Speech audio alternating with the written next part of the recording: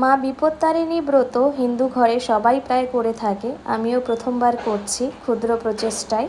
তো ব্রত করার জন্য সমস্ত কিছু রেডি করে নিয়েছি, 13টা ফল, 13টা পান, 13টা সুপারি, সমস্ত কিছুই 13 রকম লাগে। তো আমি অত কিছু করতে পারিনি, আর এই ব্রতটা করতে আমার অনেক দেরি হয়ে গেছিলো, কারণ একা বেবিকে নিয়ে খুব ঝামেলাও হয়েছিল। তবুও আমি ব্রতটা করেছি, আমার খুব ইচ্ছে ছিল ব্রতটা করার জন্য।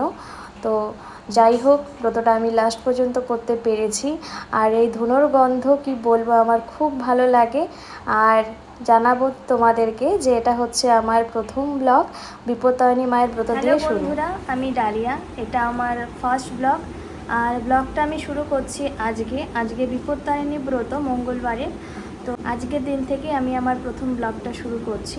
আমি কলকাতায় থাকি, কলকাতায় অবশ্যই ভাড়া বাড়িতে থাকি, তাই ছোট্ট জায়গার মধ্যে ব্রতটা করেছি।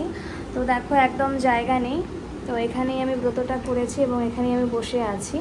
ছিলাম অনেক দিন থেকে শুরু করব ব্লগ, তো শুরু করাই হচ্ছিল না। যেহেতু আজকে ব্রতটা শুরু করলাম, আজকে একটা শুভ দিন আছে, তাই ভাবলাম আজকের থেকে ব্লগটা শুরু করি। তো অবশ্যই আশা করছি তোমরা আমার পাশে থাকবে।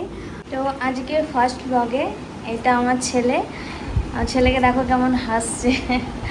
আমার ছেলে, আমি আর ওর বাবা থাকি, ওর বাবা নেই, বাড়িতে গেছে, আসছে বিকেলে, চলে আসবে 4টের দিকে। তো পুজো করা হয়ে গেছে।